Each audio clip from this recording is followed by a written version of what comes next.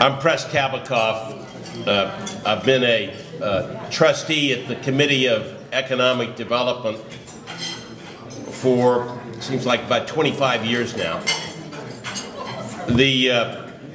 I was approached by the head of Procter & Gamble, who had chaired the CED and had retired from Procter & Gamble and decided to devote his life to the notion that if you could get more money into early childhood education below kindergarten, you would have the greatest impact.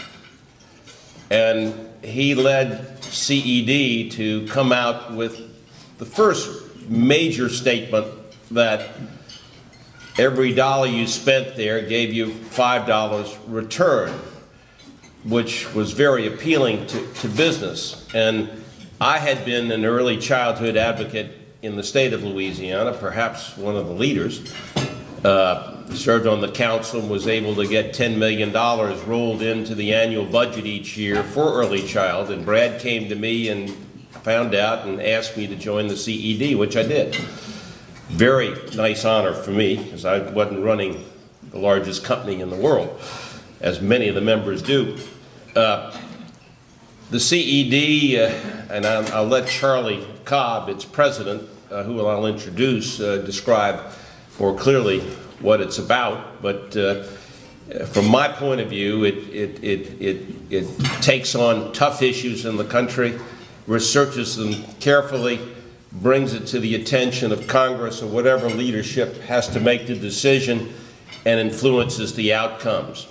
And they study many different areas. One of the more interesting ones that I've been involved in recently was the work on health care and the deficit.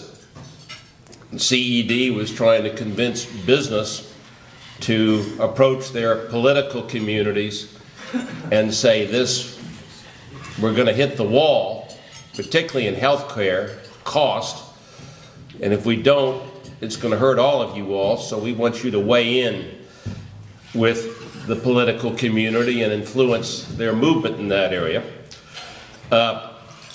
We had some interesting meetings. We met in the West Wing of the White House with the Obama's entire economic team, his head of office and management budget, and his chief of staff. And so I've had a lot of fun engaging at a high level on important issues in the country. Today, the issue that they're taking on, again, I think they've found the sweet spot, is the mismatch between what our post-secondary college, community colleges, etc.,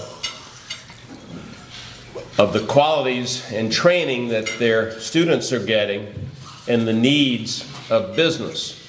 Despite 7–9% unemployment, you count those that are still looking, 15% unemployment, we have a need in the country for 3.7 million jobs. Employers just can't find people, even at the blue-collar level, that are qualified to do what they need.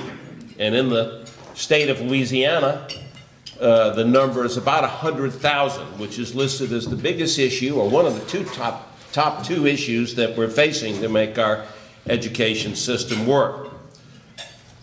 And what CED is calling for is a fundamental transformation, a quantum change in the way education is delivered. And that means, like us at business that have had to adapt to changing times for survival purposes, education is going to have to change its system in order to become much more productive and much more effective in delivering what our employers need. The solution is not necessarily money. In education, I was sort of astounded to see, I knew that our health care costs were running amok and 2 or 3 times the CPI. And what I've learned is education is actually 5 times the CPI since 1982 or 83. So we're spending more like we do in healthcare than any other country in the world, but our results are plummeting. The number of graduates, we were #1 for decades and decades, have in the last few years dropped to 15 and are falling in the international competition and are falling further. And even if it did take money, the money is not going to be there. The state, as you know, at the post-secondary level has cut 30% out of the budget in the last 2 years. And so the solution is not money, and the solution is also not your elite universities. The numbers are so large, and the demographics of those in need are largely now minority, and even those in the workforce. Some 37 million people in our workforce don't have a college degree. And so if you're going to serve this group that does not have the finances and access to go to elite university, you're going to have to look at what they call broad access institutions. Delgado would be one in our area. You don't know, Delgado has the second most number of students in the state, 22,000. And Delgado and our schools are going to have to find a better way to deal with the problem. They're going to have to do, they're going to have to find a way actually to change their entire delivery system, which we've had to do in business. And there'll be tremendous opposition. Fortunately, in Louisiana, we're getting to be a laboratory for transformative changes. In the below post-secondary schooling, in Orleans Parish, for instance, we are now described by Arne Duncan, the Secretary of Education, as the most improved school system in America.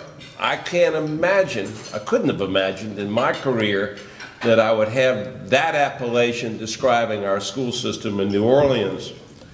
And at the state level, whether you agree with it or not, I'm sure that many will disagree, these are difficult things to do, the Wall Street Journal has called Jindal's effort a moonshot. And they say that if he pulls it off, he will be the first, we will be the first state in the union to dismantle the public education monopoly. And so CED is saying, let's also take a look at the post-secondary level, and they're here to describe that message.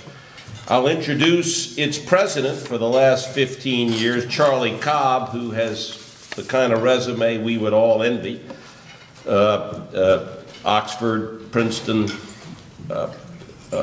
and I know Charlie well. He travels all over the world because CED has memberships in Japan and other nations, and he literally reads a book a day. He's a policy expert, but not a wonkish type. He's a doer, and CED is a doer. They engage on the ground. He's worked for the Bush White Houses and the Reagan White Houses on issues of both education and budget issues, and he's really wonderfully prepared to discuss the issue that we're going to discuss today.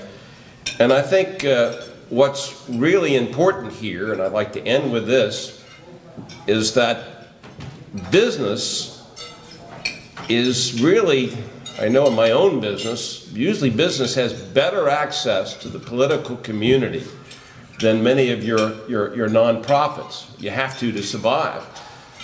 And so business, which obviously has the need, they need the employees that can do their work. They need a country that works and competes. And they have the ability to go to the state where policies are made And if you're going to transform a system, you have to really do it from the top, and you have to pay careful attention to the state. And giving what the state's already doing in the lower education areas, they seem to be willing to take on the tough issues. So, Charlie?